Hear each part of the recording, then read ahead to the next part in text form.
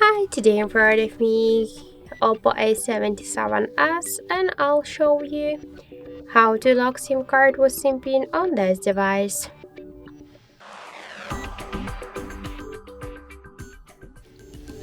So let's first launch the settings and then scroll all the way down to the password and security section.